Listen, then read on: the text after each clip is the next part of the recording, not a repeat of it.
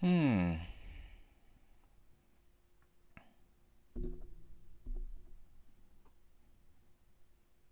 Haven't done any lives for a while. I'm on YouTube and TikTok right now. So if you're on my YouTube channel, Tiger Dragon Storm, you can ask questions. If you're on TikTok, of course, you can ask questions relating to spirituality, spiritual awakening, non-duality, the truth of existence itself. Give me your hard questions.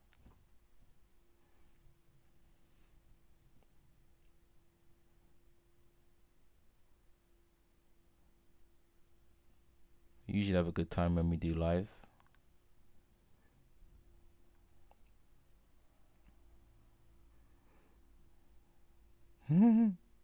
It's always funny watching people join and then leave, join and then leave. TikTok life.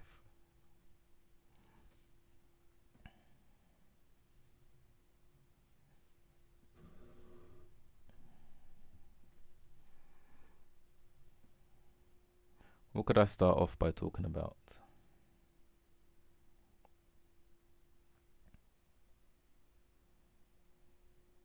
Control. There's this erroneous notion coming from a higher perspective that you as a person should be able to control your life, and that's where lots of personal suffering stems from. The idea that you can control your life. The reason you believe you should be able to control your life is because when you are engaging with that feeling, that notion, what you are actually doing is engaging with your truer, deeper, or so-called higher self. Because that deeper, truer you is completely whole, free from all issues, free from all dualistic experiences. That observer of the moment, pure consciousness. You as your person, your mind, your personhood, your personality, it's like a bubble within that pure self that you truly are. So it still has a flavor of what you truly are. And part of that flavor is wholeness. Everything being okay.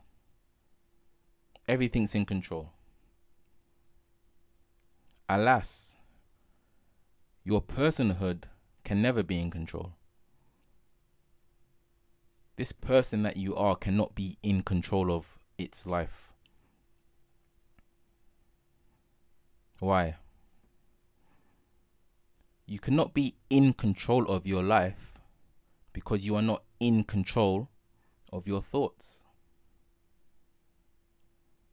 Your thoughts are that which direct the decisions you make in your life.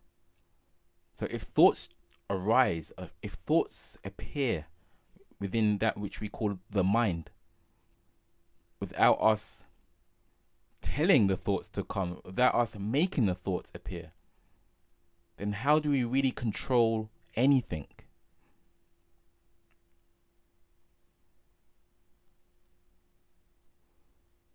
And that can lead to lots of depression. Like, why am I doing this in life? Why am I doing that? Why is this happening? Talking about your personal life again. It's that frustration you have because there's this innate knowing that you should be in control, or there is a possibility. So it's about shifting perception from not as this person who is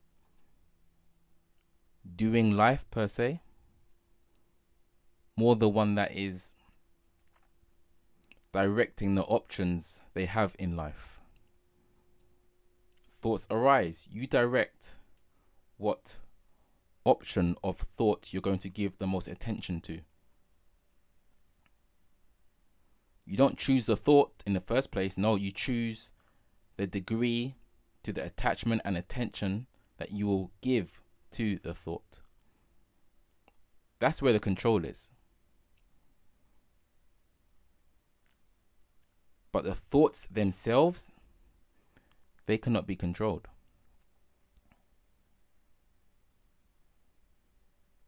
So you control your aim, let's say. You as this person, you are controlling this aim on what thought you're going to give the attention to. To really understand this is to remove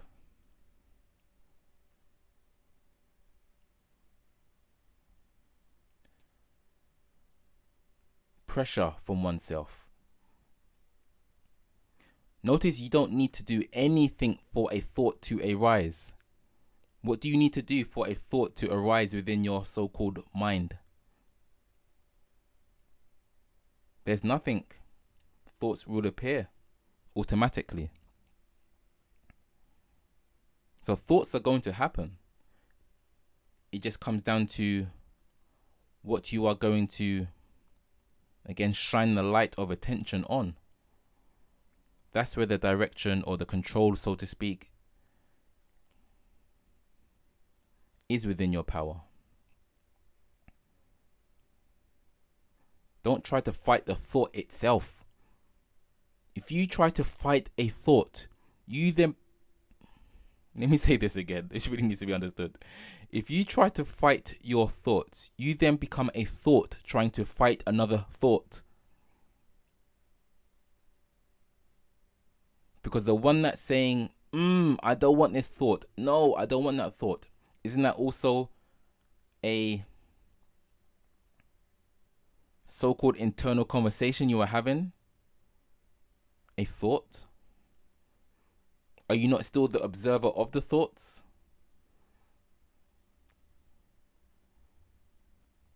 Never try to fight your thoughts, because you then become a thought trying to fight another thought. And there is no winner in that. There's only a loser. And that loser is you.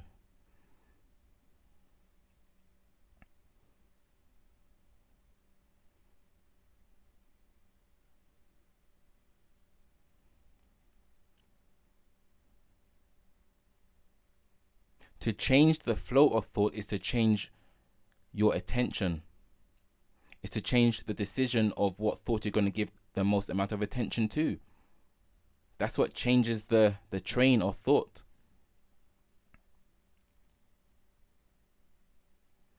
For example, if you think you want to eat a burger, your next thought will probably be, I'll have some chips with it too, or fries. However, if the thought is also, if the thought after the thought I want a burger is actually, maybe I shouldn't have the burger, if you choose to go with that thought, then you might think, yeah, because that's not beneficial to my body. You know what? In fact, I haven't been to the gym for a while. Or let me go for a walk. It's literally paths that you create in your reality, courtesy of the energy of attention, the degree of attachment you place upon a singular thought.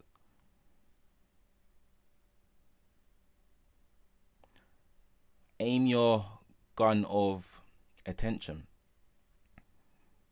Be careful where you shoot it.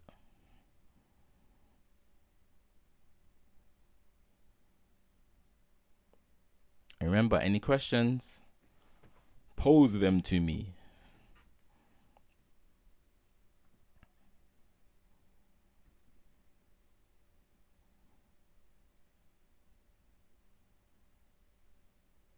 How old am I? I'm in my 30s. But again, spiritual questions, non-duality questions, questions of reality.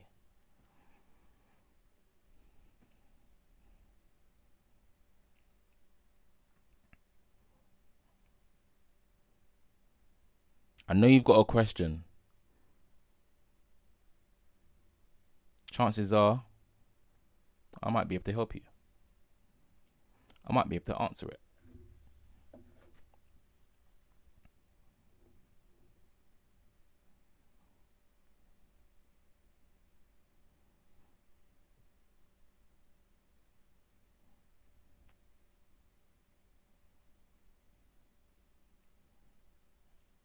Oh yeah, I haven't checked YouTube.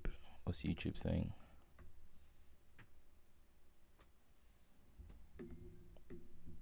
Oh, actually, I have a YouTube comment.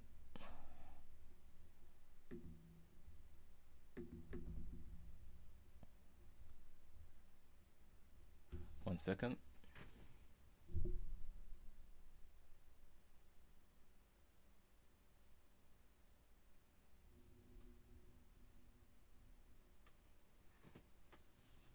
Hello, Vanessa. You're liking the podcast format. Good. So I need to adjust this very makeshift studio I've got going on here. You said, are the kinds of thoughts... Oh, wait. I can just go here. I'm breaking my neck to see your question, but I can actually just do this. I've got 2 laptops, but one's far away.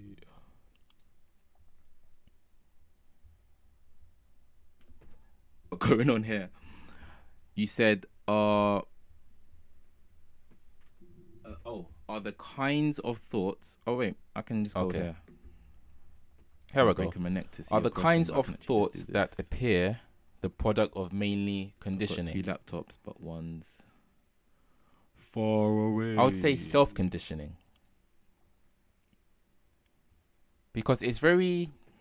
What's going on here? In my opinion, simplistic to blame the so-called outside world for are the kinds of thoughts how we are in our lives.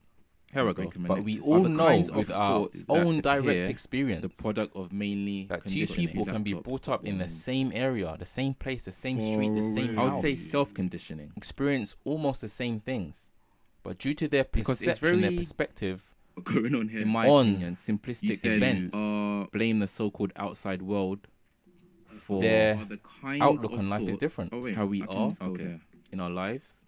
Here we go. But we all know with our... So I'm trying to show again that we have more control than we realize when we understand the same street, the same house, just how important it is. Experience almost the same things. Due to their perception, be conscious of what thoughts we give attention to. Simplistic events blame the so-called outside world. As we've all been, their outlook on life is different. How we most probably in places of... But we all know with our not being able to get out of negative thinking. We have more control than we realize when we understand it can be hard to get out of. Just how important it is. Experience almost the same things. Due to their perception, conscious of what feedback in the background on simplistic events blame the so-called outside world. As we've all been, their outlook on life is different. Most probably in places of... But we all know with our not being able to get out of negative thinking. We have more control than we realize when we understand it can be hard to get out of. Just how important it is. Experience almost the same things. Due to their perception, conscious of what feedback in the background on simplistic events blame the so-called outside world. As we've all been... Is the volume okay now on YouTube? Most probably in places of... But we all know with our not being able to get out of negative thinking. We have more control than we realize when we understand it can be hard to get out of. Just how important it is. Experience almost the same things. Due to their perception, conscious of what feedback in the background on simplistic events blame the so-called outside world. As we've all been... Is the volume okay now on YouTube? Most probably in places of... So yeah, going back to the conditioning idea, we have more control than we realize when we understand it can be hard to get out of. We have to be more aware of the power, again, of the attention communicate to our thoughts. Simplistic events blame the so-called outside world, as we've all been. Is the volume okay now on YouTube? Thoughts are not everything, Most probably in but our attention is. So yeah, going back to the conditioning idea. have more control and be brought up than Oh, okay. I think the volume should be okay now.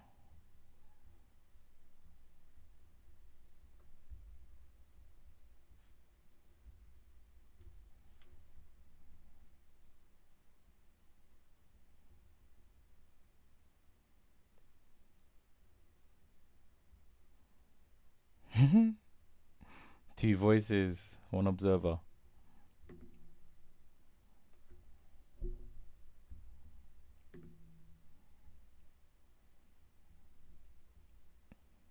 Yeah, this really is a test podcast as well. But thank you for that, Vanessa. I'm glad it works now. I've got all of these. I know exactly what I've done. I can see now. Yeah. Anyone on TikTok? Nope.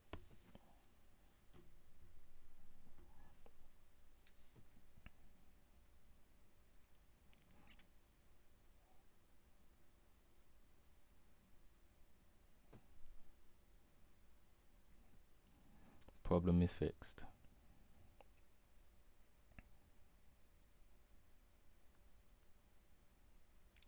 And also, just even as a quick statement, the fact that problems exist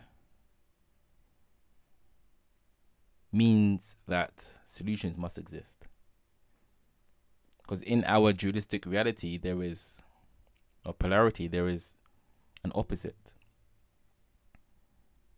So let's always know that for our lives as well, that if we're perceiving that there is a problem, then there must be a solution.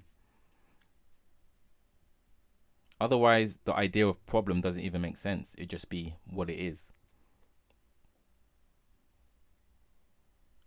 But because we know there's an opposite, we can label it a problem because it's not right.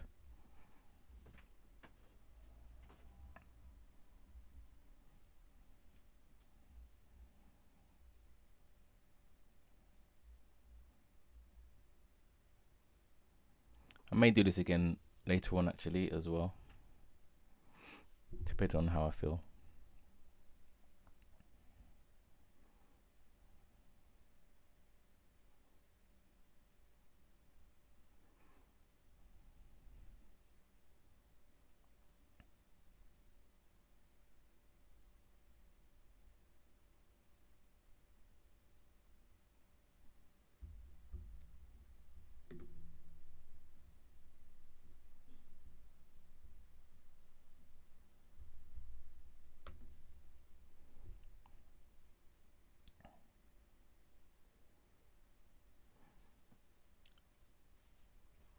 Again, any questions, ask.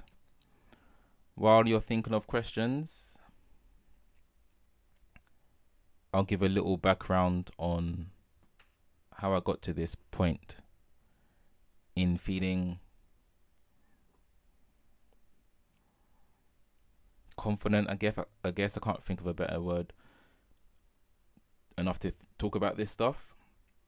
The literal truth of reality as far as the mind can conceive it. So quick timeline, in 2015 I became aware, sort of mid 2015, maybe late 2015, I became aware of the spiritual community, let's say, and spiritual ideas, and I was fascinated. Chakra system, things like that, I was fascinated. And then in 2015 and 2016, I was seeking the truth. It seemed like spirituality had the answers for the truth of who I am, of what reality is. I'm watching these gurus, etc. It's like, wow, how did they know so much? And one of the things I used to say to myself was, how can you go on stage confident enough to answer any question from a massive audience about deep topics such as consciousness, the self, reality, etc., etc. You don't know what question you're gonna get, and the answers were always said with confidence, at least, and quite frankly, good. So it's like, hold on a minute, these people are different. How does one get this knowledge? So 2016, I came across Muji, and he's a non-dual teacher, a Advaita Vedanta teacher, and I'll never forget it. Somebody asked him a question I was on YouTube about Kundalini, and she said, "Oh, what do you think about my experience? It was so amazing. I saw these colors and felt amazing, etc., etc." And he was watching her talk, and then simply said, "What observes that? What observes that? The energy going up your spine, etc." And I was like, what? Because at that point, I was a quote-unquote new ager. All my crystals and chakra system and my Kundalini. I was that guy. So I thought, yeah, he's talking rubbish. Like, what do you mean, what observes that? Kundalini is awesome. Wow, I'm on her side. The answer should be better. That's what he said. What observes it? And he also said Kundalini is baby stuff. And that was so derogatory to me. I was like, whoa, I'm not watching this guy anymore. Thought about it throughout the day, as you do. Then the next day, something told me, you know what? Go back and listen to him again. Listen to him again. And I was listening to his answers to all of these varied questions about awakening, spiritual awakening. And his answer was almost always the same. What observes that? No matter what somebody said, what observes that?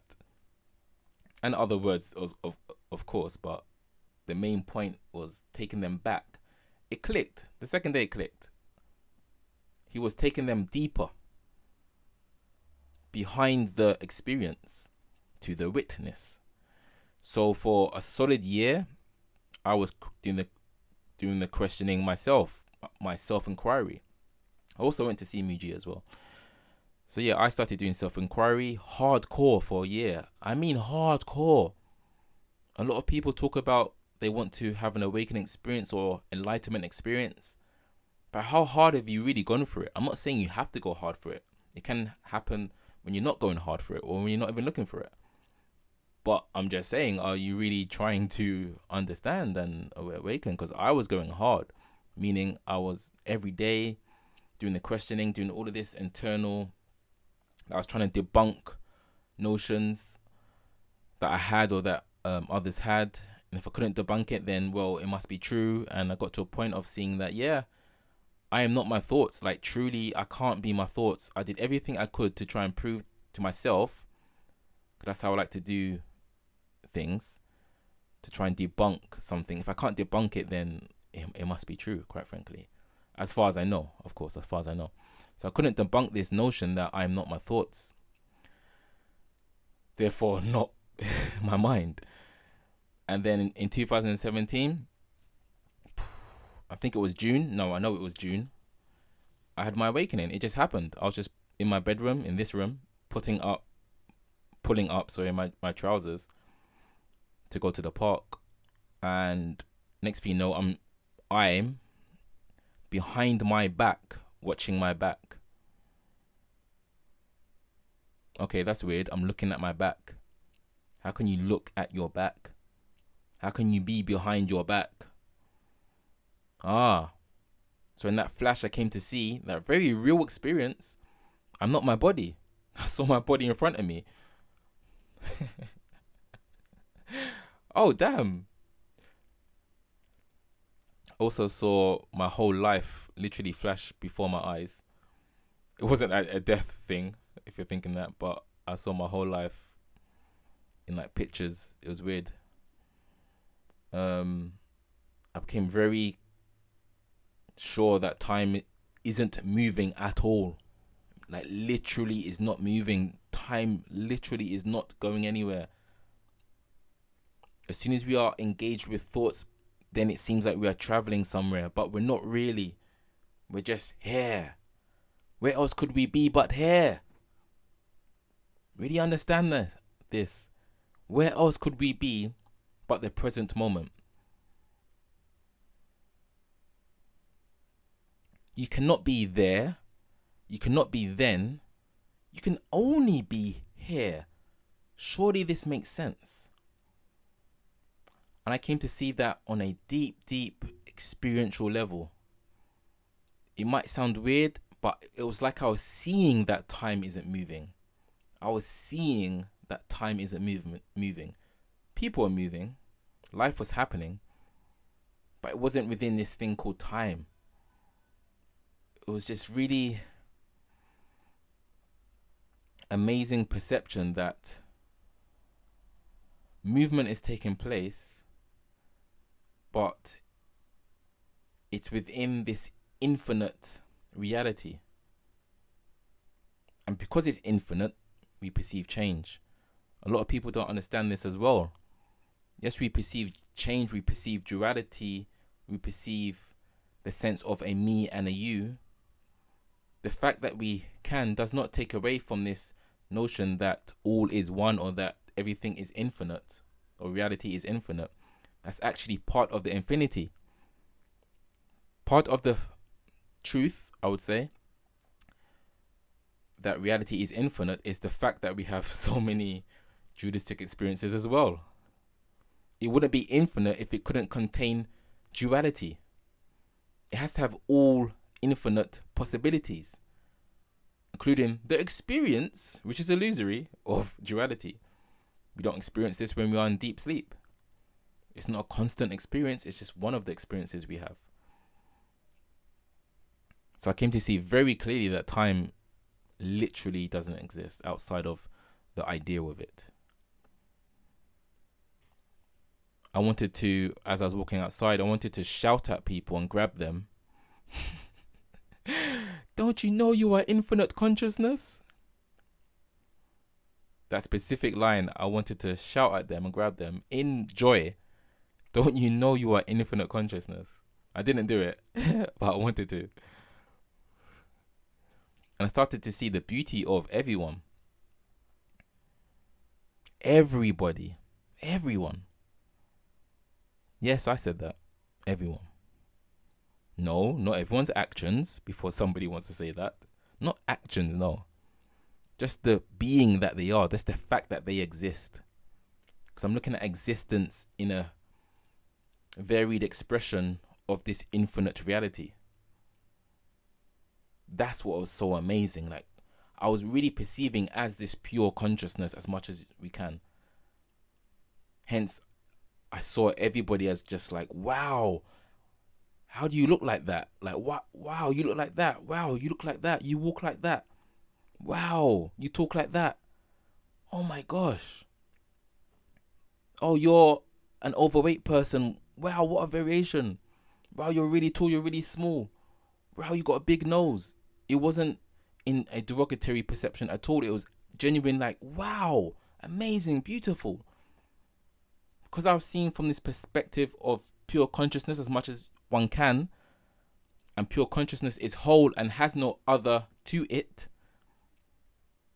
So this dualistic experience is that which helps to experience what it could be like for there to be something other than consciousness, or other than oneness, let's say. It became really, really amazing to see variation. Because, you know, in your everyday life, you're used to variation. You're used to up, down, left, right, black, white, boy, girl. We're used to that. But I was seeing in this pure way. It's like I was seeing reality for the first time. Wow. Look at this. And yeah, so since 2017, There's more I can say on my experience, but that's quite a lot. And yeah, so since 2017. Oh, I forgot to say as well. Also, when I was, I guess, trying to awaken in 2016, I stopped like writing on Facebook and things, like giving my spiritual perspectives, because I wanted to understand this thing truly.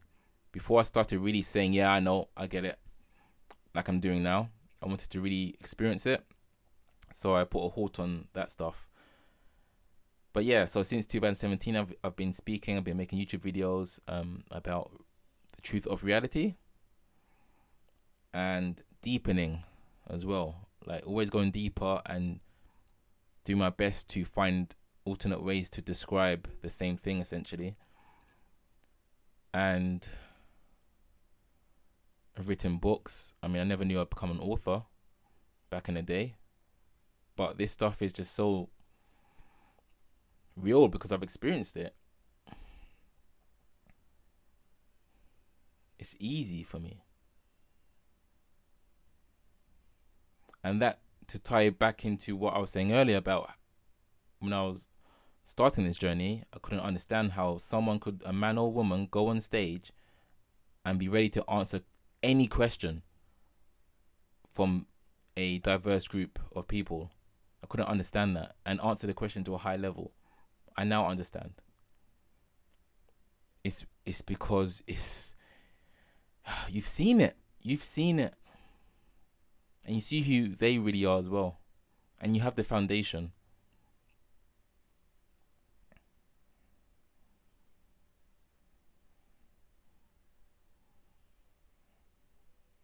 And from that, you can then actually relax, I suggest, with your ego.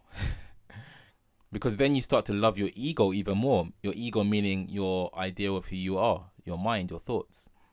Because you know it's necessary to experience. So now I love this ego person.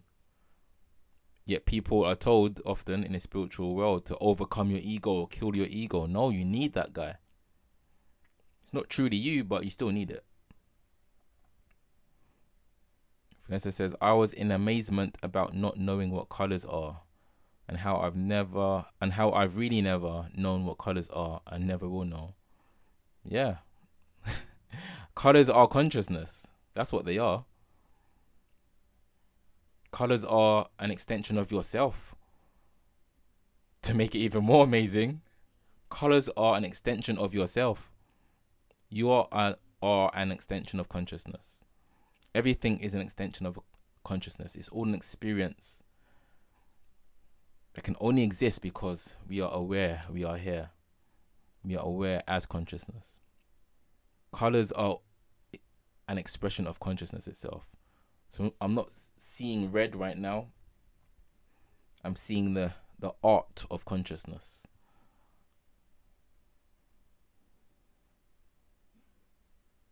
Because there's no such thing as red, really. I cannot take red from the t-shirt and manipulate red and do something to red. And of course, another person will perceive this t-shirt as a different color, so-called color. Someone says on TikTok, there is no such thing as outside. From a higher perspective, true. There isn't an outside or an inside. There's just so-called here. There's no location. Just existence. Just existing. Just being. Just now. Dimensions are of the mind, of course. But when we're going so-called beyond the mind or before the mind, dimensions fade into a concept.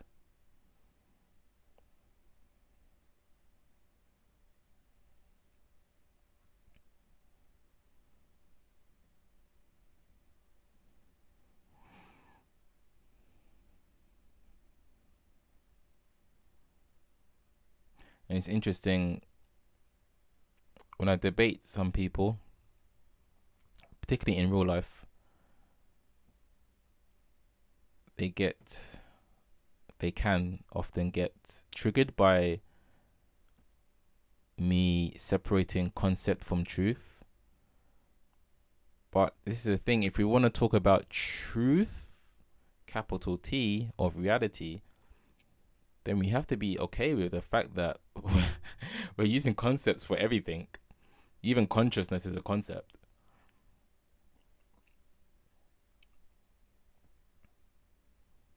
But there are different degrees, of course, of concepts. Like the concept of superhero does not hold as much weight as the concept of a knife and fork.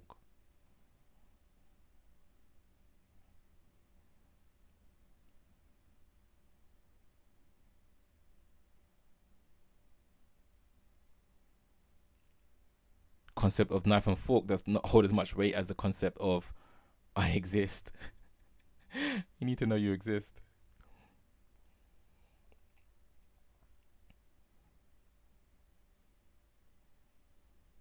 So we use words to try to dismantle concepts. We try to speak about the non-conceptual with conceptual tools, which is in and of itself impossible, but we do the best that we can.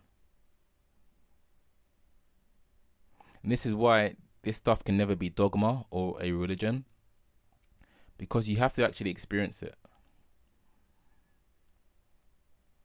You have to experience this to be true.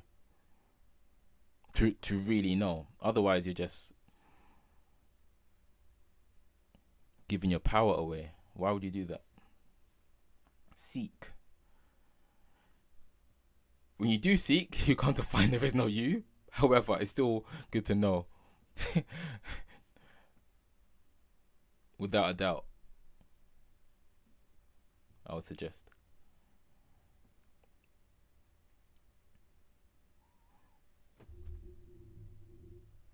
On TikTok, it is all made up. The concept can be very freeing.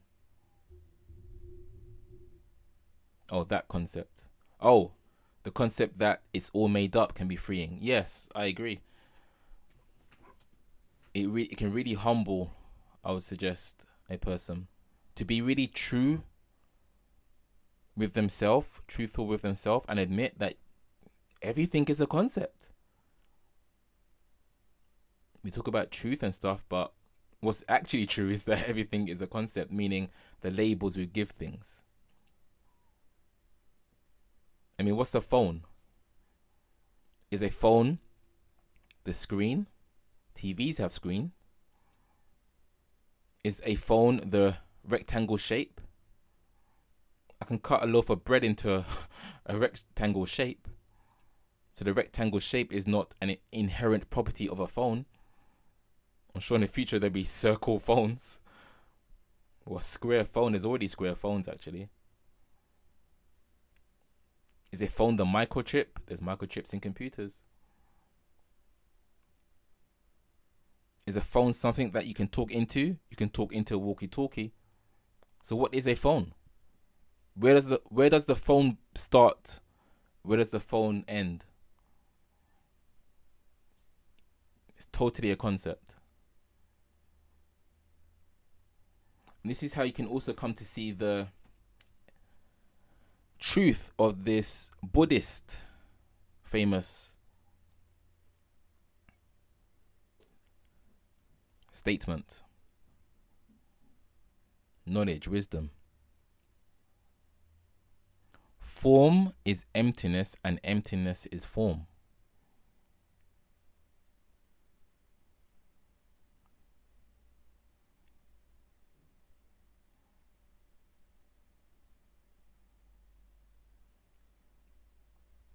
Because if anyone doesn't understand that, to use the phone analogy again, or the phone example, the phone as an example, especially because I'm looking at one now, apparently. So the phone exists. We all know what a phone is. I'm talking about mobile phones, to be exact. We all know what they are. But when we really investigate what a mobile phone is, we'd have to agree that it's just a concept, because the screen is not inherent to a phone. Microchips are not inherent to a phone. Power, energy is not inherent to a phone. The shape is not inherent to a phone. Talking into a device is not an inherent action reserved for phones. So there's nothing really to the phone. It doesn't really exist. It's empty.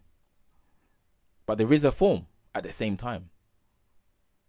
At the exact same time, there is a form of a phone, yet with deeper investigation, the phone is empty because there is no inherent phone. Form is emptiness, and emptiness is form.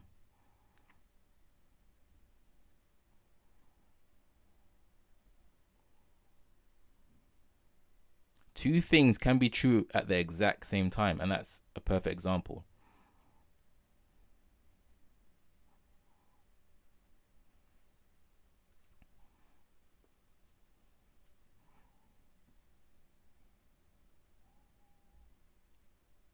So to extend this notion onto reality, this is where someone like myself, who I guess is a teacher of this stuff, since I have a course and a book or two, this is where someone like myself can genuinely say that, yes, you are pure infinite consciousness, but you are also Michael. You are also Kevin. You're also Sarah. You're also Jamal. You're also Tiger. You are both at the exact same time. But what often happens, 99.9% of the time, for most people, I'm sure, is we are only ever aware through our lifetime that we are our personality. A lot of people don't come across this idea that you are something more, because most of the world believes in religion, first of all, Abrahamic religion, which doesn't teach this stuff. And then a lot of people are very materialistic, and they think everything is matter. They don't give much attention to consciousness being what they truly are. You know, there's really a small minority of people who are actually considering that they may be something more than their local self, let's say, the immediate self that they perceive as being themselves, the mind. And, you know, we're the crazy ones, but hey.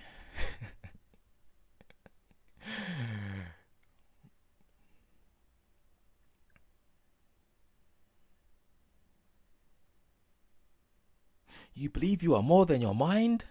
Outrageous. How dare you transcend?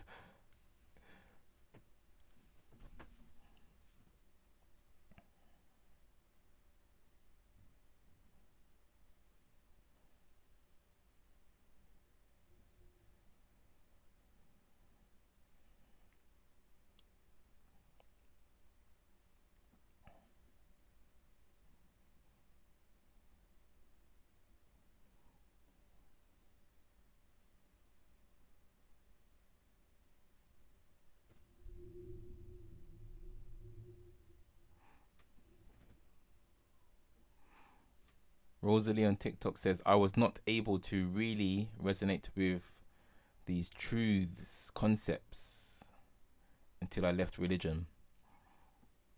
I hear that. Oh, another story about me. I was actually christened. So I was born, or I was christened as a baby.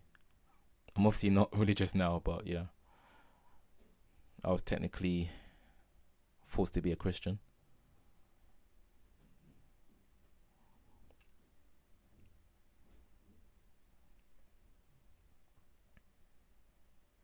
And it's funny that there's this esoteric side to Christianity, Islam, Judaism. There's the mystical side of all of those religions. Always frowned upon by the more fundamentalist people in those religions. Because they talk about awakening. They talk about spiritual awakening. They talk about the same thing that they talk about in the East, in India. or China with like the Tao Te Ching. It's all about the self, oneness. Form is emptiness. Emptiness is form. We label things, but we don't really know what a thing is. Can we find a thing? Where is the thing?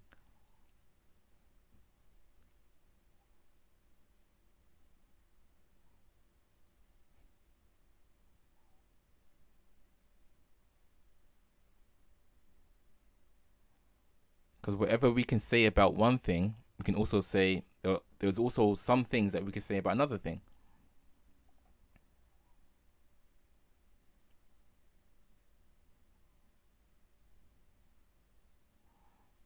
Why is my hand a hand? Because it can grab things. I can grab things with my teeth. I can grab things with my toes. I can grab things with my armpit. It has bones. Okay, there's other bones in the body. Oh, but it's because of the shape of the bones. Well, those shapes can be found in other places of reality. There's lines. There's lines everywhere. Where is the hand?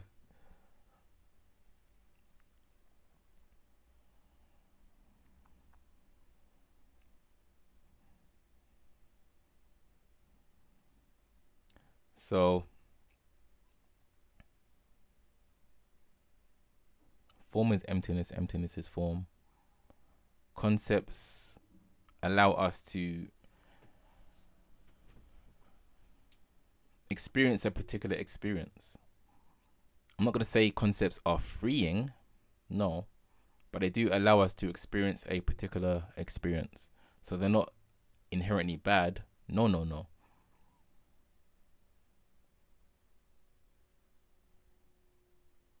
Like, they're necessary, basically. They are necessary. But to awaken, we have to be open to removing our attachment somewhat to concepts being real.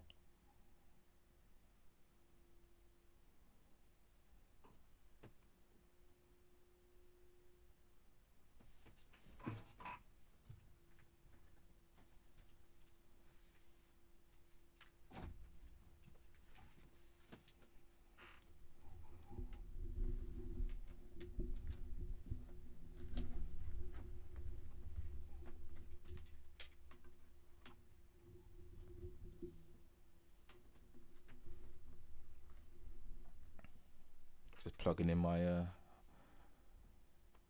laptop. So I've been talking for almost an hour. Any questions, you're more than welcome to ask away. I'll probably stop soon. And yeah, as I said to Vanessa earlier, this is a very makeshift podcast studio, but I'll cut out some of these clips and put them around, and I won't say I will do more, because every time I say that, I go for months without doing it again. So I'll say I'd like to do more. I just like to flow with life, though. If I don't feel like doing it, I just won't do it. If I feel like doing it, I will do it. Like, I'm not fighting my mind. I'm not going to stress myself out like, oh, I haven't done a podcast, but it'll be so cool. It would be cool, and it is cool, and I can talk until the cows come home, but I don't fight against the flow of my life.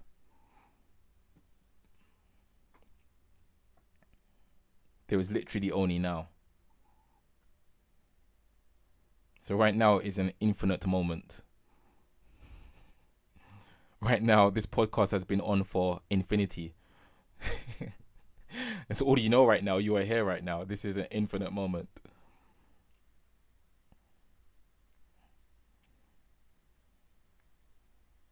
Because again, a moment is also a concept. How long is a moment? Totally subjective.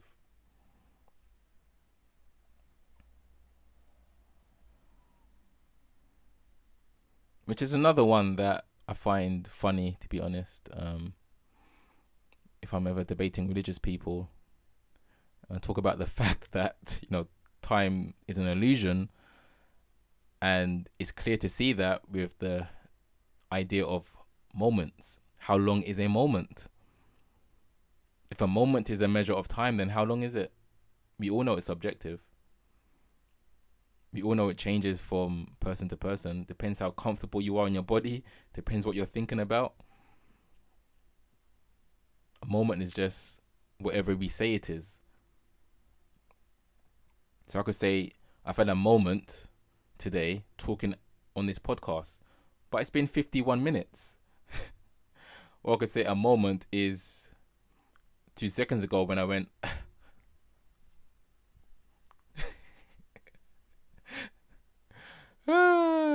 isn't life just great how we can play with it?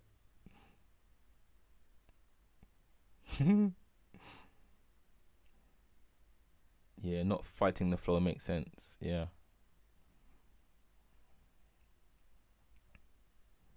It would have to be an actual emergency for me to feel like I absolutely need to make a podcast or film a podcast. Maybe some important information I need to get out or something. Other than that, as I say, I would like to do regularly. What I will say though, guys, because I do appreciate as well that my posting hasn't been consistent across all my social media platforms like it used to be for years. So in 2020, my TikTok was awesome. I was posting at least 3 times a day. And some of those videos are still getting likes today. A lot of them have gone viral. On YouTube, I suppose more as well, longer form content. But life happens, and also right now I'm looking to move flat. So when I eventually get my new flat, I've been trying for like 6 months. It's hard out here. I would definitely, you heard me say it right now, I would definitely have more time and more space to do things at my own time, including podcasts. So that's one reason actually that I'm not posting as frequently as I used to. So yeah. Other than that, I think that's it for today, or at least for now. I might talk again later. Have a wonderful day, my fellow expressions of consciousness. I appreciate you all, of course. And take care. Peace.